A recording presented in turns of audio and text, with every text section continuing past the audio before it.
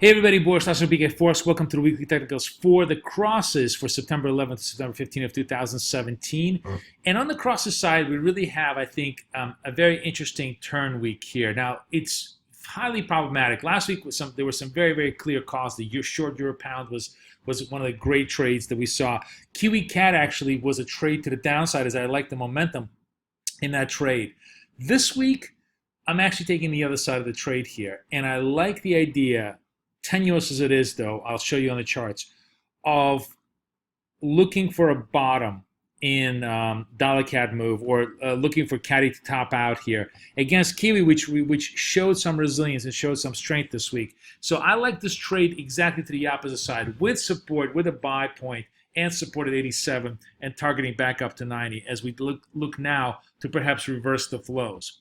The secondary move that I think is kind of interesting here is pound Swiss. This is, again, a relative strength trade on the pound, and the idea that dollar Swiss is sort of really sold out at this 94 level. Again, you're looking for the dollar to bounce back and for the pound to continue its upside momentum. That looks relatively good here with support at 122 and resistance 125.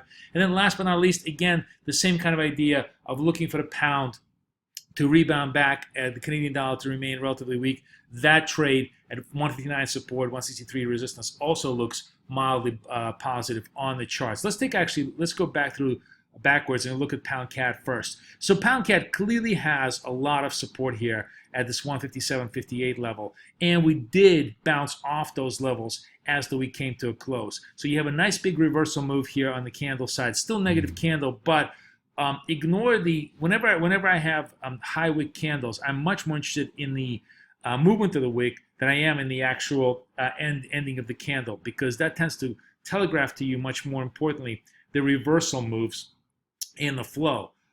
Even in this particular candle here, where you see this was a negative candle, but it showed you that pretty much this was the bottoming part of the move here, and it took maybe another week. You would have been early to try to buy here, but you still, if you held the stop underneath this wick, you would have been able to survive the stop, and eventually the trade would have really worked out very well. My argument is sort of very similar, that yes, we could get a little bit of a slip behind here. This is a very volatile trade, so clearly you have to trade with much wider stops than in a general pair.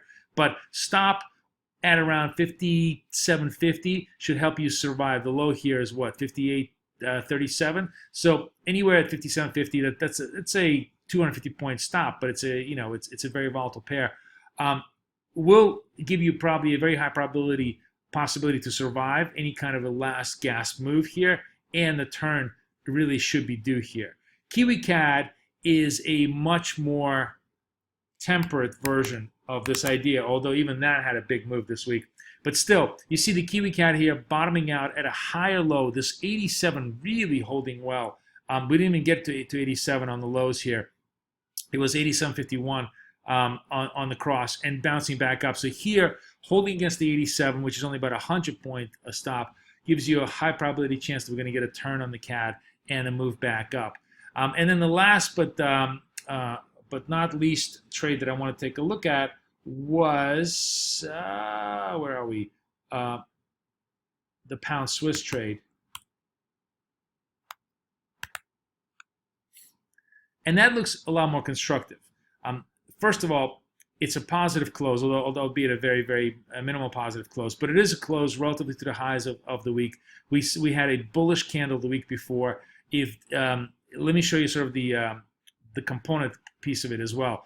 Yes, dollar Swiss looks very negative, but at the same time, dollar Swiss is coming up against a triple bottom formation of this 94. And if this 94 holds, that's my argument here. If the dollar bounces off this level, this makes the pound Swiss trade a very compelling trade, because the pound itself looks quite good as a trade. We have a nice rounded bottom. We have a series of higher lows here. Technically, it looks quite constructive. If we can just get a little bit of a push here, the pound Swiss could be a move all the way up to 26 as the week progresses. So those are the best cross ideas we have here. They are just giving us an inkling of a potential turn, so we may be a little bit early, but at least I think we're in a good position at the levels that we have here to go forward. Wish you guys the best luck, the best trading. Boris, over and out.